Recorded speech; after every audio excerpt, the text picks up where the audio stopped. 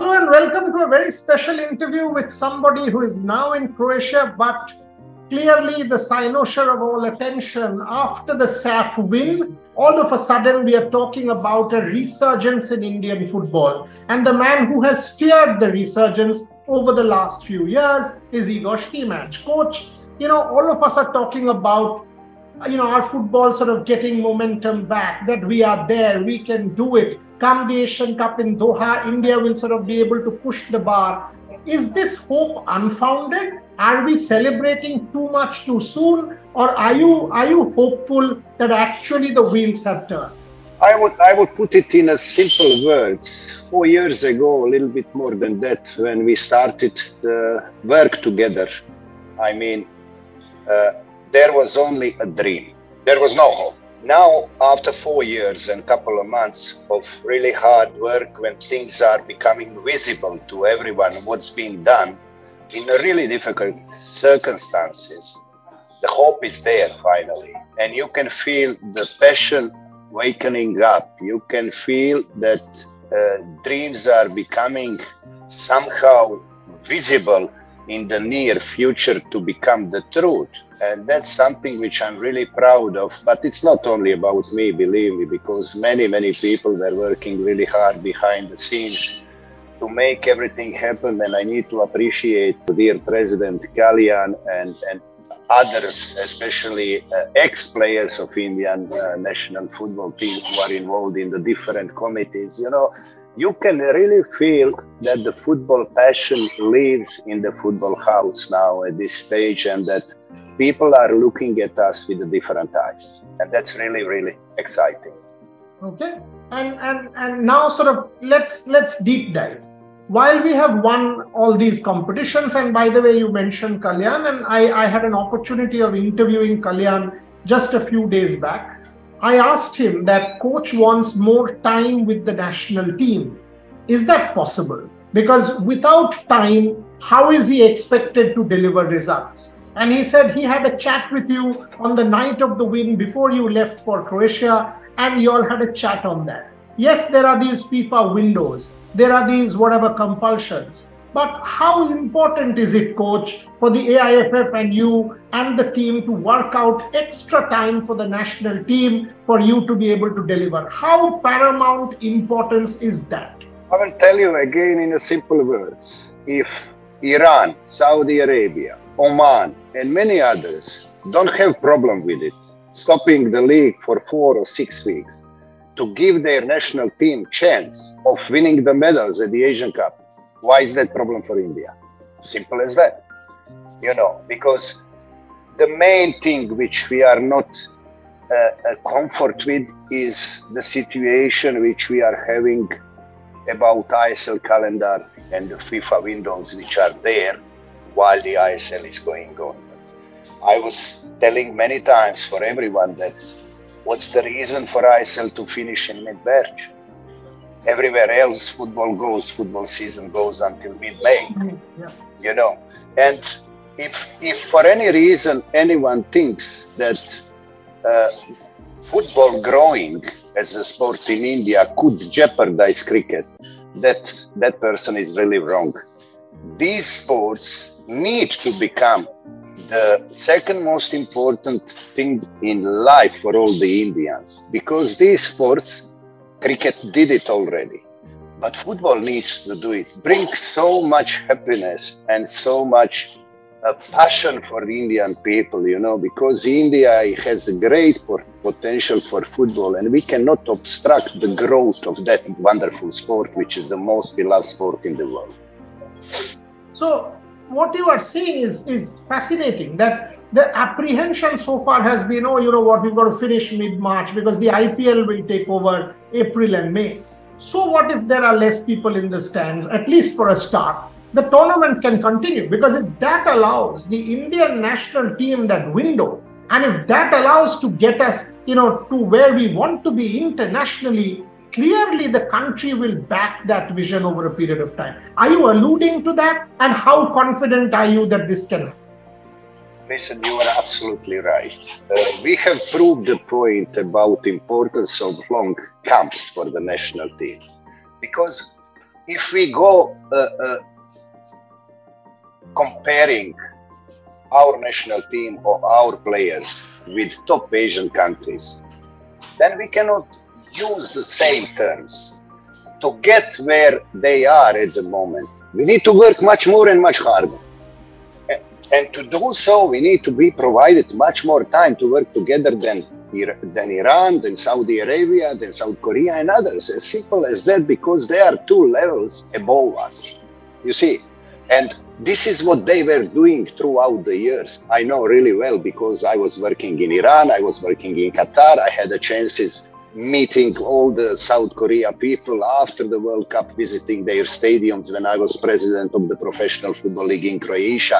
I know everything about the way of developing South Korean football and Japanese football, and what was the path they have taken to come to a terms where they have all national team players playing in the best European clubs. Now it's not a problem for them at this point to accept that they need to use only FIFA window for preparation, because they reached the top levels with their players, with their basic skills, with their endurance and everything else, you know. But we need to get there, and to get there, if we don't start thinking wisely and providing all necessary tools for the national team to grow, we're never going to get there. Simple as that. Because we locked ourselves into ISL. We don't have any of our players playing in the better leagues, not to mention European leagues. We are not allowing players with Indian origin representing the country, which is, we are one of the only few countries in the world not using this tool to explore full potential of the country on this field. And how we can expect to fulfill our dream in that? That's impossible, you know. And I would love to see India united in all these things, thinking about prosperity and happiness which football can bring to whole country, to each state, each corner of each state in the future. Coach, you made a point off camera before the start of the conversation when we were chatting that the one thing, I mean, I loved that night in Bengaluru, 26,000 people singing Vande Mataram, singing Ma Tujhe Salam, you know, uniting behind the players. But there was one little point. There were club flags. There were these supporters of one particular club or 2 particular clubs. It was not a club night. It was an Indian night. The tricolor was not there, maybe in the number that I wanted to see. Your thoughts? I made my comments about that between my staff and the people from AIFF committees, and making the point about it. If there is one place where India is united, it's sports. No other place you will find. Oh, it's only sports. So when it comes to sports, and when, especially in this occasion, national team is playing at certain city in India or anywhere else in the world, that's the place only for Indian flag, not for the club colors. Although we are very proud for all the people who came from Kerala, from Kolkata, from other places in India to support the team, but they need to understand this is about the nation. This is about the Indian flag. And I will just mention to you, Croatia, such a small country, whenever we play, wherever we play, you will see thousands Croatian flags. On each one of these flags, it's written name of the city where this group of supporters is coming. And you can recognize, obviously, and read which that city or place is, you know. So this is a little thing which needs to show how united we are, not separating ourselves and showing club colors when the nation is playing. Beautiful point. Beautiful point. Coach, tough one. All of us want to know, are you going to stay on beyond February of 24? We want you to. Tell me a straight answer. I discussed the point with dear president, you know, and I told him very sincerely, as I always say, throughout 4 years, I was very sincere, talking and speaking loudly about everything, not trying to be arrogant, not trying to give lectures to anyone. But not many were listening what I was saying. And I was surprised because you contracted me to help you. But instead of following me and the advices in a better speed than it was, Somehow, most of the people wanted to bring me to your level instead of following me to upper level of football. And that's football world, higher level of football. So now when we have point where everybody is recognizing the hard work, when the puzzle is becoming visible out of the hard work we were producing, we need to set the things straight. Neither I want to put myself in a position to be judged based on one game, or neither I want to enter the future months without certainty about what's going to happen. It's simple. It's very difficult to expect now in regards to everything what's going on between the stakeholders, that we're going to get enough time for the Asian Cup. Okay. So whatever we do as a national team throughout September, October and November, never mind. Everything will be judged throughout the Asian Cup. So if we are not given enough time to prepare, most probably we're not going to get any good results there. We might play well, we might resist attacks from these big football countries, but then everybody will say, that's how it works. I'm not putting myself in that situation. Phase 1 finished successfully. Most successful World Cup qualifiers in the history of Indian football, most successful Asian Cup qualifiers in the history of Asian football, winning consecutively 3 trophies, beating all football records in India with 7 clean sheets, 15 games unbeaten home run, consecutive 11 games without having defeat. What else do we need? Are we going to enter phase 2 together, talking about 4 years work, and then after that seeing what's going to happen? I'm ready, I'm focused, I'm available. If that's the path we're going to take, I'm ready and open to discuss. We need to have things very clear, very straight between us and see where we're going to go. Otherwise, there is no point. So you are making a very straight point. Have you heard back anything? Because from what I understood from Kalyan is they are very keen as well. They see you as the future. They want to continue with this journey. Yes, there are certain issues, always will be, but can we find a middle path? What is your thought? Can we find a way? We can fight the issues together, and I'm ready to do so. You know, the huge point here is, you see, India now is entering a new phase of qualifiers. So it's not serious to think about me entering the new World Cup qualifiers and then new coach coming in January. For India, it's better to sort out the coach now for next 4 years. And I don't have a problem with that. If we cannot come to a terms where we can find a reason to keep working together, then India has enough time to find someone else to prepare well and to bring his philosophy and take the team forward for the new cycles of the World Cup qualifiers. You know, otherwise, if we come to a situation to keep going like this, I start the qualifiers with India for the new World Cup, and then in January, new coach is coming or February. That's not how it can be done. Simple as that. That's why I started this conversation, and believe me, it's a good thing that, and I appreciate what dear President said, you know, about praising our work and recognizing everything. I also love his passion, which was very visible, you know, in VIP area after us winning the trophies. That's something which is really important, where the players can see clearly how much passion is there with our presidents and the board members and everybody, you know. And we can find and agree the terms easily, but it's time now to do it. I'm not waiting January or September, not even September, believe me. So let's get this clear. You are saying that if we have to chart this pathway together, the time is now. Absolutely. Absolutely, because we have a contract where I can just send a letter to AIFF that I'm out of the contract, and 60 days paid, that's it. They have 60 days to find a new coach. We don't have strong contract which can keep me there. You know.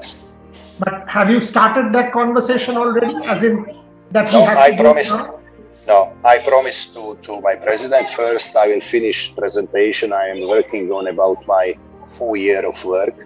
So for them to understand everything, how it started, what was going on.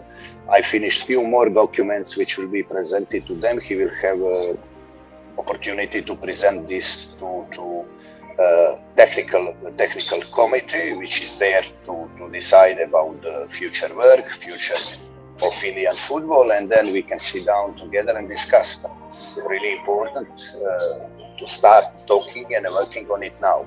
In next 5-6 days, I will have everything finished, which I'm going to send officially to AIFF and request an urgent meeting about our future together. Fantastic. I like the clarity of thought and the clarity of approach. Coming to a question that all of us wanted to understand from you, you've alluded to it in a couple of your newspaper interactions. What about Sunil Chhetri? People keep asking, when will Sunil retire? I mean, what is this talk? Ah, lovely. Hi. Welcome. He's a future Modric. Future Modric. Okay. What we will do is, by then we will change the rule. We will co-opt him in India. We will ensure that he comes to India. He might get passport on time. Dual passport. Absolutely. We will have him play for India. Coach, the question that everybody asks, when will Sunil Chhetri retire? I was reading somewhere your talk saying, as long as you are around, you will ask the question, Sunil has to continue, that Sunil has to play. Thoughts about Sunil Chhetri? He doesn't have any reason whatsoever to think about his retirement, because he is playing the best football of his life as far as I'm concerned. So why should someone think about retirement while playing the best football of his life? He is one of the fittest players we have. His only problem last couple of years was the treatment he was enjoying in his club by the coaches who were there. It might be his fault also, you know, because when you have such a strong aura in your career, when you such a leader in your career, then you need to protect yourself. You need to stand you need to stand your ground, I would say, like that, you know, about who you are and what you expect from the club. You have given everything to them, how to treat you, you know, and he's with us and he will be with us as long as he has hunger and motivation and readiness to keep going on, because no reason to think about someone replacing him when there is no better player than him at the moment. Okay, that's a very clear answer again. Two things that stood out for me, having watched Indian football for the last 35 odd years. One, the fitness. 120 minutes Indian team running with the same fitness, I at least have not seen in the past. Two, the hunger. You know, a Kuwait team or a Lebanon team seemed to be cramping up. We did not. We kept going in the game, even when you were in the gallery. By the way, let me tell you this. When that match was going into extra time, I, for one, was criticizing you. Why did you see that red card? Why were you not more patient? Because if we had lost, I would have blamed you. That because coach was not there, we lost that game. You should have been better. So I'm not making any two ways about that. So we were wanting that win desperately and the hunger was apparent. Your thoughts? Okay, first of all, if I or any other coach is waiting 90 minutes of the game to help the team, then that team will be defeated heavily. That's one thing. Whole preparation of the game is done far before the game starts. You know, the game only brings just nervousness to the coach, because near the touchline you can witness very closely how bad referees are in Asia.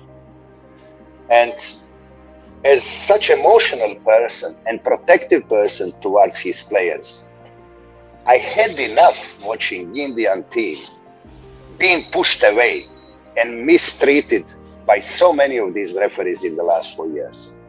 And I'll tell you something, when I was doing deep analysis on India, not only on Indian football, on Indian history, on Indian politics, geography and everything, to find more about the culture, to find out what to expect, because all these players will come from different cultures, different mentalities, different characters, and that needs to become one unified team. So you need to learn about them. You need to be ready to adjust yourself to them, not to make them change full picture of them. Some points, yes. But what is important here, maybe throughout decades while India was colonized country, not enjoying the liberty yet and freedom, some servile attitude was heavily present there, accepting to be pushed away and mistreated, which is not something beneficial when we speak about sports and winning games. If you keep accepting being mistreated, if you keep accepting that major referees' wrongdoings are going against you, then you're never going to win the game. And believe me, my first red card came on purpose. I knew perfectly what's coming after that. I know I would be red carded, but people were saying, you know, why coach is doing this? We were 2-0 up, you know, comfortable result. Then people doesn't know that 2-0 is not comfortable result in football. It's very dangerous result. Especially that was last seconds of the first half, extra time playing on, and foul not given to us in front of me, half a yard from me, where Kotal was pushed from their player from behind clearly and thrown out of the pitch together with the ball. Referee does nothing, and that was 7th major mistake before that, 7th. So I reacted just wisely, stopping that counter-attack coming at us and maybe us conceding the goal just prior to the half. So I don't have a problem with that. The second card, believe me, I was targeted prior to the game. We know that because we have witnesses who were present near SAFF junior officials who were talking about that point, that the referees will target in the second game, try to provoke me, to take me out and punish me because what I said on my Twitter, what I was tweeting, that if it happens again, I will do it again to protect my team, because you will not keep pushing India away from the pitch with your decisions. And that was very helpful, you need to see now, to my players and to my team. It started working in their mind how they need to defend themselves. And you could clearly see in the next few games that their reactions after the referee's mistakes were far different from before. They were now behaving like all teams and players in Asia, surrounding the referee and insisting on him, giving bookings and booking other players from other teams for tackles, for pushes, for arguing and other things. And if you go back and analyzing the SAFF games only, you will see that 90% of the major referees' mistake went against India. So why was that? It's not just, you know, happened. It happened with certain reasons, because I know football, I know how it works. And I wouldn't like to talk about this too much. We need better referees. Football India plays, and Lebanon plays, and Kuwait plays, needs better referees. Needs people who will protect football game and protect fair play. Fascinating, because what you are talking about happened in Indian cricket about 22 years back with Saurav Ganguly and that attitudinal change. And now if you see the team, the Virat Kohli, Rohit Sharma team, they are the most aggressive. They talk about a new India, the language of a new India, because developmentally, we are right there in the world. Technologically, we are there. Manpower, human capital, we are absolutely up there. So why not in football? And now that you tell me, when I think back, a Sandesh, a Sunil, and the players were actually surrounding the referee during that final and demanding what perhaps they rightfully need. Interesting, coach. Very interesting point that you make there. And again, I mean, I know many will argue that why did coach do that? But good to have your side of the story as far as this one is concerned. Last one, coach. Last one. You know, 4 years has been a long time. And like you said, you are seeing a light at the end of the tunnel. You are seeing from dream, it becomes hope. It will be extremely painful if we have to part ways now. So I come back to that point again. How confident or hopeful are you? Because we as football fans, analysts, you know, scholars of the game want this resurgence to stay on. Last question, Igor Stimac, hand on heart, do you think it's possible? Okay, if I wanted to leave India, I had a chance last 3 years in several occasions to accept better offers because I had easy exit from the contract which we had. Simple as that. I told you I'm really focused and prepared and ready to enter the phase 2 of our work here. I'm not the man who is leaving unfinished businesses. Wherever I was throughout my career, as a player or coach, I was one of the most loyal people you could ever get. Okay, I'm open, but I will not wait further on, as I told you. You have me here, but I have my family, I have my future elsewhere, which will be financially and otherwise much, much better, much, much profitable. You know, it's time that we set the things clear and we speak about clear things about our future and our goals and how we're going to get there together, helping each other. Simple as that. Okay, I leave it at that. Coach. I do interviews for a living. I mean, that's my job as a media professional. Very few interviews we've seen this kind of clear talk. Appreciate that because you've clearly put out your side of the story, and I'm sure powers that be in India will see that, recognize that, and recognize the values and benefits of charting out the path now. The word is now, because Indian football needs that to happen. Thank you very much, Igor Stimac. I look forward to having you with us for the next 4 years as part 2. Thank you very, very much for your time. It was great talking to you, my dear. Hope to see you soon. Thank you.